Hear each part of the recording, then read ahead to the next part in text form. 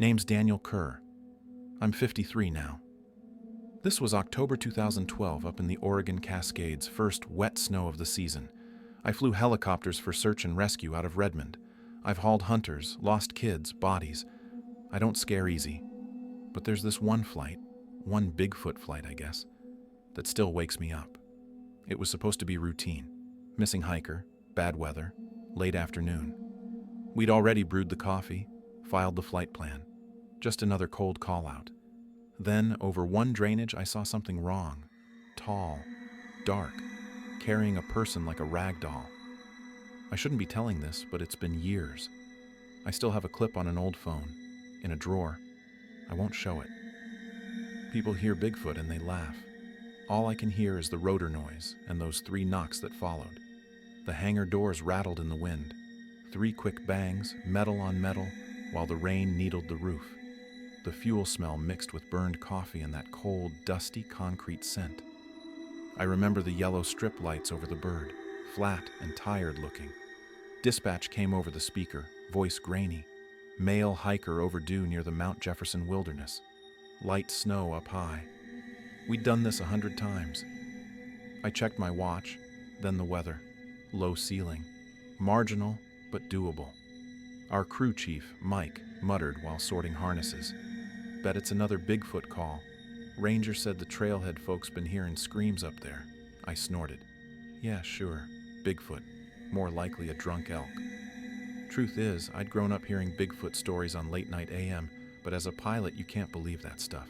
You just fly.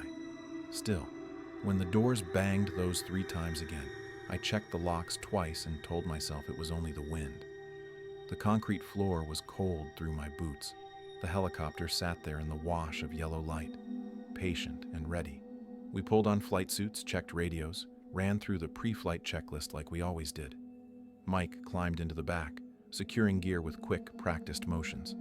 My co-pilot Rick slid into the right seat, strapping in. The panel came alive with green and amber lights.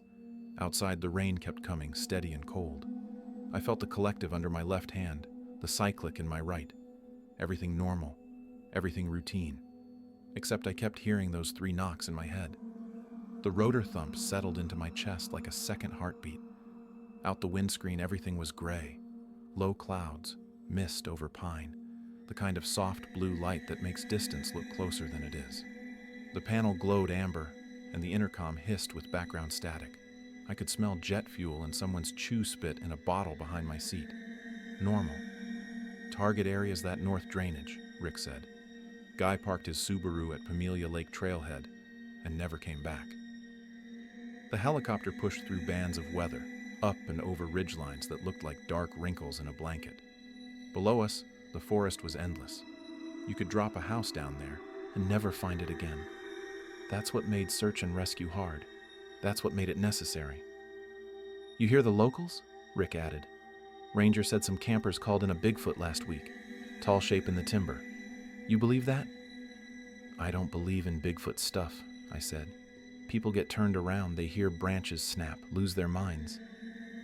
That's all. I said it like I was sure. But as we pushed through a band of sleet that ticked against the windscreen like fingernails, I nudged the collective a little higher, suddenly aware of every shadow under the trees. The mountains rose around us, silent and patient. We were just noise passing through. And when the intercom went silent for a few seconds, my mind filled the gap with those 3 hangar knocks again. Wood on metal, deliberate, waiting. Snow streaked sideways in the landing light, turning the world into static. Below, the ridgelines were dark green smudges, cut by pale threads of old avalanche chutes. The GPS showed our search grid. My hands moved on habit. Bank, trim, scan, check fuel, check altitude. The same loop I'd flown for 15 years. The radio cracked, then a ranger's voice slid in, thin and distant. Air 1, just so you know, those campers last week said they saw some big, a Bigfoot or whatever. Same basin. We've had livestock go missing on those ranches downhill. Probably just bears, but... Copy, I cut in. We're looking for one human, not a Bigfoot. We'll call if we see Santa too. Mike chuckled in the back, checking the hoist. I wanted it to sound like a joke. Real pilots don't talk about Bigfoot on the radio. But the ranger's voice stuck with me. The way he'd said Bigfoot like he was embarrassed, then cleared his throat, like he was apologizing for even bringing it up. Wind buffeted us, and the tail boom shuddered. For a moment, all I heard was rotor slap in my own breath. The mountain air was thin and cold. It smelled like ice and pine bark. Below, the drainage cut deep into the slope, a narrow V of shadow and rock. I told myself it was all rumor. Mountain towns love their legends. Loggers, hunters, people who spend too much time alone. They see stumps in the fog and call it Bigfoot. They hear a tree fall and say something pushed it. Still, when a loud crack echoed up from the valley, like someone hitting a tree with a bat, I looked down, and a part of me wondered who, or what, was knocking. We dropped lower along a drainage, skimming just under the cloud layer. The trees parted around a narrow meadow, half covered in new snow. In the white, every line was sharp, fallen logs like black ribs, animal trails like pencil strokes. Everything stood out. "Hold on," Mike said over the intercom. "Slide left. You seeing that, Dan?" I eased us over. The snowfield filled the windscreen. At first I saw normal stuff. Deer tracks. Maybe elk. Then my brain caught up. There was a line of prints that didn't make sense. Long, deep impressions, almost like bare feet, each spaced. Too far apart for any human who wasn't running on stilts. No boot tread, no snowshoe pattern. Rick whistled. "Hell. Maybe your ranger friend was right about Bigfoot, huh?" "Could be some guy in big boots," I said, but my stomach tightened. There was no tread pattern. Just smooth ovals with toe shapes at the front. No heel marks, no drag marks. Just clean, deep prints in a straight line across the meadow, then into the trees. The rotor wash kicked up powder that danced in the landing light. For a second I imagined a huge bare foot pressing into that snow, water steaming off, smelling like wet fur and earth. I knew I was filling in gaps. Pilots are trained to distrust what they want to see. We marked the coordinates. As we pulled away, a hollow, distant knock came from the timber. 3 in a row, spaced slow, like someone with all day to be heard.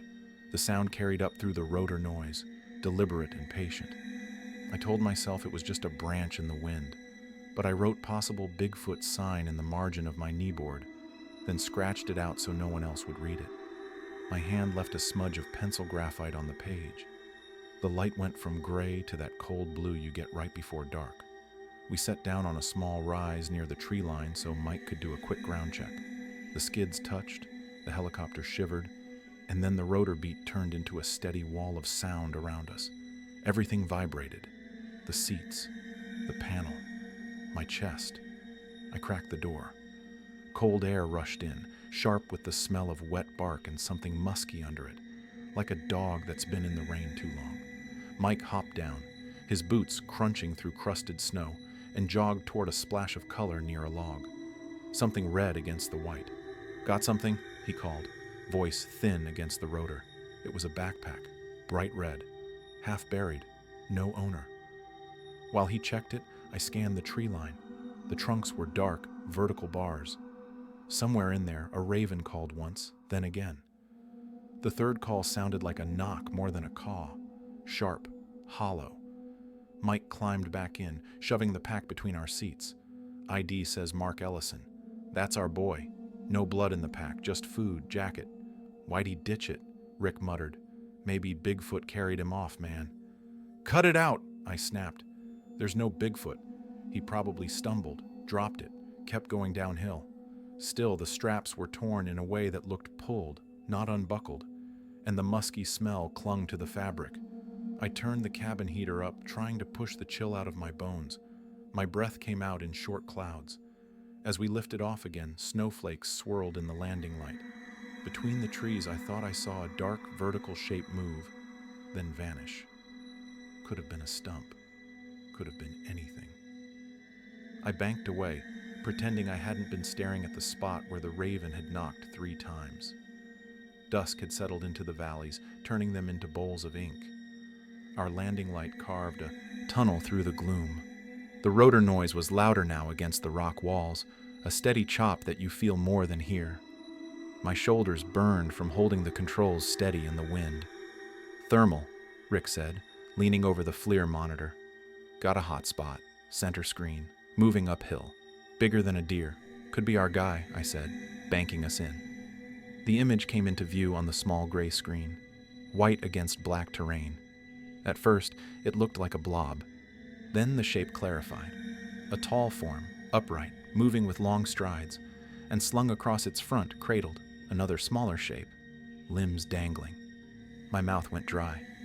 "You seeing this?" I asked. "Yeah," Rick breathed. "That's a Bigfoot carrying a body." "Don't say Bigfoot on tape," I snapped automatically. "Old habit. Could be a big guy with a pack." But the smaller form bounced like dead weight with each step. No movement, no struggle. The big one, my brain had already labeled it Bigfoot whether I liked it or not, climbed over downed logs like they were twigs, heading toward thicker timber. The thermal signature was massive, taller than any man, wider through the shoulders than seemed possible. The cabin smelled like hot electronics and cold air leaking around the door. I realized I was holding my breath. Part of me wanted to swing the light right onto Bigfoot, flood it, prove something. Another part wanted to back away and pretend we'd just lost the signal. We circled once more. The FLIR showed Bigfoot stop, turn its head up toward us, as if it heard the rotor from inside the mountain itself. For 3 long beats, all I could hear were those knocks in my memory, like Bigfoot was inside the rotor noise now. The monitor flickered with static as snow intensified. Then Bigfoot moved again, faster now, disappearing into a fold in the terrain. The snow thickened into a white curtain. The landing light picked up flakes that looked like sparks floating past. My hands were steady on the cyclic, but my shoulders burned. We were flying on the edge of what I considered safe. Wind gusts rocked us. Ice was starting to build on the windscreen wipers. "Target's changing course," Rick said, eyes glued to the FLIR. "Bigfoot, sorry. That big guy. It's angling toward a small opening. Looks like a meadow." "Mike, get ready on the hoist," I said. "If that's Ellison, we might have one shot." I dropped us lower, rotor wash whipping the treetops. The smell of pine resin hit us, sharp through a crack in the door seal. Below, through the gaps, I caught glimpses. A tall, dark figure, one arm under the shoulders of another body now, half dragging, half supporting, not slung like cargo anymore. Careful, deliberate. And then Bigfoot did something I didn't expect. At the edge of a narrow clearing, Bigfoot stopped, knelt, and laid the human form down carefully against a log. Even from the air, you could see the gentleness in the way Bigfoot's head dipped toward the person, like checking their face, like making sure they were still breathing. "Is Bigfoot helping him?" Rick whispered, forgetting the recorder, forgetting everything. Before I could answer, Bigfoot turned its head toward us again. I swear it looked right at our light, our noise, our intrusion. Then Bigfoot moved sideways into a stand of trees and vanished, just a dark smear swallowed by darker trunks. Gone. We hovered over the clearing. Snow blew sideways in sheets. My heart hammered. Somewhere below the rotor thunder, a deep, hollow series of knocks rose up. 3, spaced evenly, like someone asking a question we didn't understand. Like goodbye. Like warning. Like both. I had to choose. Chase Bigfoot into the timber and probably lose the hiker, or land for the human and pretend Bigfoot had never been there at all. That's where the fear truly started. The world shrank when we set down. Rotor wash blasted the snow flat, then sent it swirling. The noise became a physical force pressing on my chest. Headset on, door open, I smelled everything at once. Jet exhaust, cold soil, and underneath it, a thick musk like sweat and wet fur baked into old canvas. That smell said Bigfoot had been here minutes ago. Mike and the county medic sprinted toward the motionless figure at the log. In the landing light, I could see the guy's jacket. Bright blue, torn at one sleeve. Mark Ellison. His face was pale, streaked with mud. One leg was twisted wrong. He wasn't moving. "Pulse!" Mike shouted, leaning close. "He's alive!" Hypothermic, busted leg. Pupils slow but reacting. I kept one hand on the collective, the other on the cyclic, eyes flicking between gauges and tree line. The trunk stood like a crowd in the shadows, just beyond our pool of light. Silent, watching. I could feel it. Something shifted between two firs. A darker dark, a hint of height. I felt my mouth go dry again. I clicked my boom mic. Rick. Tree line. 2 o'clock. See that? I see something, he murmured. Dan, that's Bigfoot. That's the same shape from the FLIR, taller than the branches there. The outline leaned forward slightly, then back, like Bigfoot was deciding whether to step into the light. I could almost feel Bigfoot's hesitation, matching my own. We'd invaded this space. We'd taken back what Bigfoot had carried down the mountain. And now Bigfoot was watching us do it. The medic raised his head, followed our gaze. His gloved hand brushed the rifle slung over his shoulder. That tiny motion broke whatever spell we were in. The shadow straightened, then slid behind a trunk. We heard it then. A heavy footstep in the snow, another, and then 3 slow, deliberate knocks. Wood on wood. Closer now. No wind tricks. Bigfoot was talking, or warning, or both. It was a Bigfoot, I said quietly into the intercom. No jokes left in me. No question. But Bigfoot was terrified too. You hear that in the knocks?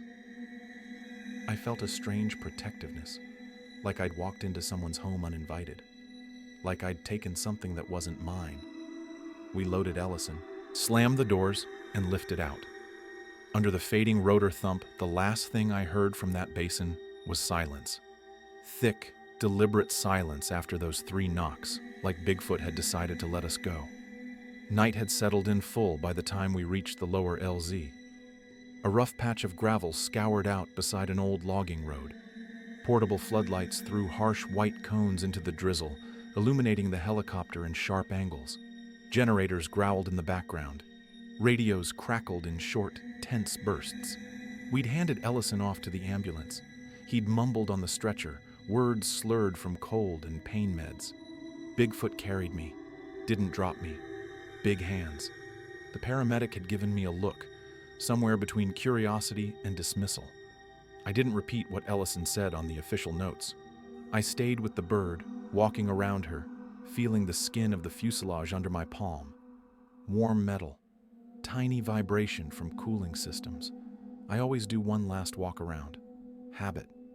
Maybe an excuse to be alone. Down past the edge of the floodlights, the tree line began again. Wet trunks, black against a gray sky, mist hanging low. I heard a low sound from there. Not a growl, not quite a hoot. 2 short whoops, then a pause, then one longer exhale that sounded almost like a sigh. The rhythm lodged in my chest. I killed my flashlight and just stood there. At the edge of the light, maybe 30 yards away, a tall shape stood half behind a tree. Shoulders wider than any man I'd flown with. Head just under a branch I knew was 12 feet off the ground because we'd measured it against the rotor disc. We looked at each other, or at least it felt that way. The floodlight glare didn't reach Bigfoot's face, just outlined it as a darker absence. I didn't see eyes. I felt them. I know, I whispered, though my throat was dry. I know you brought him down. Thank you, Bigfoot. Saying Bigfoot out loud felt wrong and right at the same time, like speaking someone's real name after years of nicknames. There was a soft thump, like a hand on a trunk, then 3 quieter knocks, not as loud as in the basin, almost gentle. Bigfoot's outline shifted back, then was gone. Generators hummed on, radios kept talking, no one else turned their head. For years afterward, whenever I shut down a helicopter and the rotor slowed through that deep rhythmic beat, I'd hear those knocks layered under it, like Bigfoot had tuned my hearing differently. The room smelled like old coffee, motel detergent, and damp gear. The heater clicked on and off with a metallic snap, blowing lukewarm air. Outside, rain tapped at the window in uneven patterns. I lay on the bed, boots off, uniform still on, light off, phone screen glowing in the dark. I'd copied the FLIR footage and the cabin camera to my personal drive like I always did for debriefs. But I also had something else. A 30-second clip on my phone. Rick had quietly recorded the FLIR monitor during that moment in the drainage, when Bigfoot carried Ellison. On the little screen, in black and white, Bigfoot crossed the frame with those impossible strides, a limp human cradled like a child. At the edge of the clearing, Bigfoot set the body down with this careful, I don't know, it looked like compassion. Then Bigfoot vanished into the trees. On the audio, under the rotor thunder, you could just make out 3 hollow knocks. I replayed it 3 times. Each time my chest felt tighter. My brain kept replaying the training, the chain of custody rules. Report everything, nothing withheld. But another part of me, the tired human part, pictured headlines, internet idiots, hunters coming up here hoping to shoot the monster. Who's gonna protect Bigfoot if I turn this in? I whispered to the empty room. The word Bigfoot didn't sound like a joke anymore. It sounded like a name I wasn't supposed to have. In the end, I saved 1 copy of the clip to a small SD card, wrote flight data on it in boring black marker, and slipped it into the lining of my shaving kit. The official copies went in without that particular 30 seconds. The heater clicked off, and the room fell quiet except for the rain. Somewhere in the pipes, 3 soft taps echoed through the wall, probably just someone upstairs. I turned the TV on low just to bury the sound. Fluorescent lights buzzed overhead, casting everything in a sickly pale. The room smelled like dry paperwork, stale coffee, and wet jackets hung on hooks by the door. Radios chattered intermittently from a console in the corner. We sat around a cheap conference table. Sheriff's deputies, a Forest Service guy, our SAR coordinator. A digital recorder blinked red in the center. Ellison was at the hospital with a pinned leg and early frostbite. He'd live. So, the sheriff said, flipping open a notebook. Walk us through it again, Dan. You saw the subject in a clearing, went in, extracted. Any sign of an assailant? Animal? Human? I could feel the SD card in my breast pocket, even though it wasn't actually there. I'd moved it that morning. Still, the phantom weight tugged. I cleared my throat. Negative on assailant. On thermal, we saw movement. Could have been a large animal. By the time we landed that area, it was gone. We didn't see claws, teeth, or weapons. Just heat signatures in the snow. The Forest Service guy frowned. Any chance it was, that Bigfoot stuff some campers have been gossiping about? Laughter went around the table. Rick snorted. You and your Bigfoot stories, man, he said, nudging me. Dan here's going to be on some cable show next. I forced a smile. I don't put Bigfoot in my reports, I said. We saw a large unknown heat signature. That's all. On the clipboard in front of me, the line for wildlife encounter stayed blank. My pen hovered for a second over the margin. I almost wrote Bigfoot just once, small, as if the word itself needed a witness. Instead, I pressed the pen so hard it tore a tiny hole in the paper. After the meeting, the Forest Service guy caught me by the coffee pot. Off the record, he said quietly. You think Bigfoot's real? I listened to the hum of the refrigerator, the soft drip from the coffee machine. Off the record, I said. Something up there carried Ellison to a spot where a helicopter could see him. Something tall and smart and not a bear. You didn't answer my question, he said. I know, I replied. The fridge compressor kicked off. For a second, the silence in that office sounded exactly like the silence after 3 knocks fade away. Crickets chirped in uneven patterns from the tall grass. The porch light threw a weak amber circle onto the weathered boards, turning the rest of the yard into soft black shapes. My old lab snored inside behind the screen door. Somewhere far off, a logging truck downshifted, gears whining. I couldn't sleep. Again. 12 years since that flight, and I still found myself out here, wrapped in a flannel shirt, cup of cold coffee in my hands, listening. The mountains were a darker smudge against the sky. Same range. Same pine smell when the wind shifted. When the breeze came from the west, I could almost taste wet bark and that deep, musky fir scent that shouldn't be familiar but is. My wife had long since stopped asking what kept me up. I told her the basics. Hard mission, near-miss landing. I didn't tell her that some nights, in that thin place between waking and sleep, I saw Bigfoot standing at the edge of the tree line by our yard, just outside the porch light, watching, making sure we were okay. I hate even using that word, I muttered into the dark. Bigfoot. It felt softer now, like I was talking about a neighbor who moved away years ago. A branch clicked against the side of the house. 3 light taps, spaced just far enough apart to make my skin ripple. The rational part of me knew it was wind. I still got up, checked the deadbolt, and made sure the porch light was really on. Inside, the fridge hummed. The dog's nails clicked on the floor. These small sounds grounded me. Out in the yard, the darkness stayed quiet, like the forest was holding its breath. I went back to my chair, stared at the tree line, and wondered if Bigfoot ever sat somewhere listening to us snore the way I listened for those knocks. I'm recording this on an old handheld voice recorder I dug out of a box. The little red light is on, and it sounds like my whole life is buzzing in the background. If you're hearing this, you probably found it after I'm gone, or I finally got tired of carrying it alone. The desk lamp casts this dull yellow cone over a mess of bills and an even older smartphone. The phone's screen is spider-cracked, battery swollen. Inside it, behind the case, is that SD card.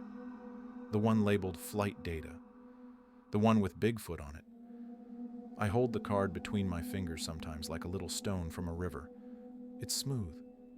Light. Doesn't feel like proof of anything.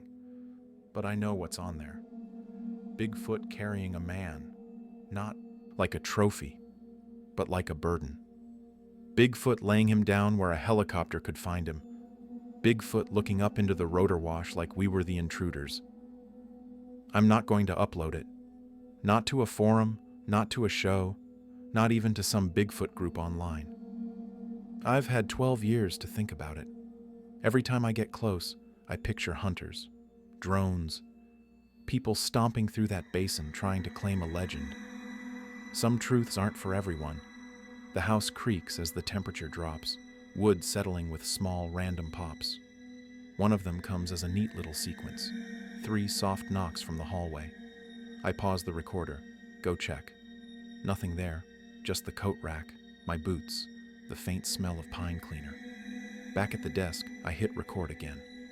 It wasn't a dream, I say, more to myself than to the mic. It was a warning, or maybe a favor. I don't know. I just know Bigfoot is not a joke to me anymore.